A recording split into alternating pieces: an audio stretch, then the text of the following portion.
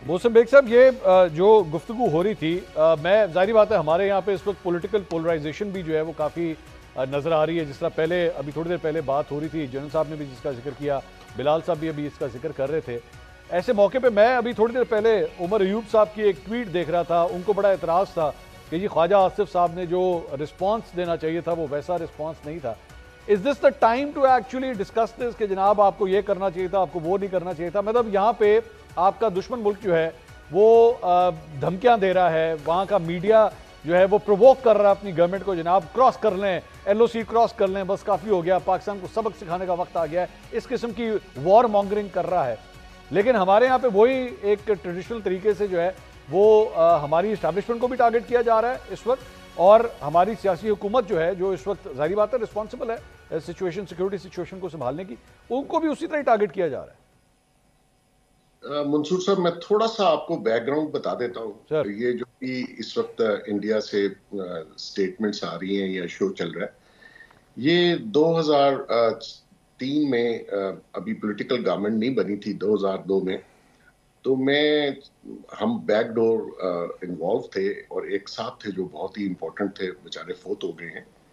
तो मैं उनको कहता रहा कि इंडियंस के साथ हम मामला तय करते हैं और एक जो ऐसे टेंशन बनी है उसको रिजॉल्व कर लेते हैं। तो वो 8 महीने इंडियंस भी मुझसे पूछते रहे और मैं इनसे पूछता रहा कि किसी थर्ड कंट्री में मिलना था हमें। तो जब वो मिले तो Indian counter part, very nice man, वो भी फौत हो गए।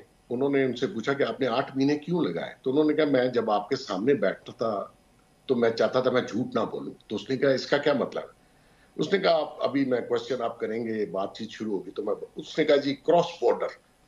तो उन्होंने कहा बस इसके लिए मैंने 8 महीने लगाए हैं आने के लिए, आपके सामने बैठने के लिए, कि आज के बाद कोई क्रॉस बॉर्डर, देखें सर, पॉसिबल नहीं है। इट्स आउट ऑफ क्वेश्चन कि यहां से कोई जाए ऑपरेशन करके और वापस भी आ जाए। It is impossible. आप अगर वो ट्रेन देख लें और जो सिक्योरिटी लेवल है,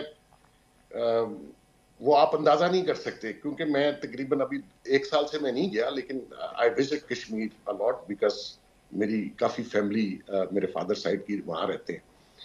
तो मैं आपको बताऊं कि ये जो भी ये लोग बात कर रहे हैं, ये सिर्फ हालात। अच्छा, जब ये ऑपरेशन इन्होंने किया अभिनंदन वाला, उससे पहले हमने एक सीज फायर पैक्ट साइन किया था बिटवीन पाकिस्तान एंड हमारी armed forces and civilian government, ठीक। और वो भी उनकी रिक्वेस्ट पे था, इंडियंस की रिक्वेस्ट पे। फिर अभिनंदन वाला जो एडवेंचर किया, और उसके बाद हमने उनकी एयर स्पेस बंद कर दी। तो जब एयर स्पेस बंद कर दी तो वो जो एम्बेसडर थे पाकिस्तान में, वो आजकल कनाडा में एम्बेसडर है, अभी he is becoming I think the foreign secretary इन दिल्ली। वो मुझे रोज कहते थे कि फलाने जाना है परमिशन दिलवा दो, फलाने जाना है एयर ट्रेवल की परमिशन दिलवा दो। तो जो भी हमारे बने हुए थे तल्लकात, वो बहुत अच्छे थे। लेकिन जब जैसे मोदी साहब ने एक्सट्रीम लाइन ले ली है, कोई क्रॉस बॉर्डर नहीं है, इम्पॉसिबल है, लोकल लोग होंगे, इनके लोग होंगे, कश्मीरीज हो सकते हैं, कोई और हो सकता है। देखिए, जो रिवेंज है वो कोई भी ले सकता है, उसको कोई भी हो। लेकिन जो काम रॉ कर रही है, जिस तरीके से इंटरनेशनल एजेंसीज के साथ मिलके जितना फंड वो खर्च कर रहे हैं हमारे ऊपर, वो मैं ये समझता हूं कि हमने उतना रिस्पांस उनको नहीं दिया, और ये काउंटर प्रोडक्टिव। बेग साहब, क्या क्या रिस्पॉन्स होना चाहिए? क्योंकि लेट्स टॉक अबाउट दैट। जाहिर बात है इस वक्त जो लोग टीवी स्क्रीन देख रहे हैं, उनके जेहनों में ये क्वेश्चन होगा कि अब ये जो भी सिचुएशन हो रही है, भारत क्या मूव कर सकता है? लेट्स एंटिसिपेट दैट ना, मतलब उसके ऊपर बात कर लेते हैं। आपकी नजर में, मैं बिलाल साहब से भी ये सवाल करूंगा, लेकिन आपकी नजर में हमें क्या एक्सपेक्ट करना चाहिए कि भारत क्या मूव कर सकता है इस वक्त?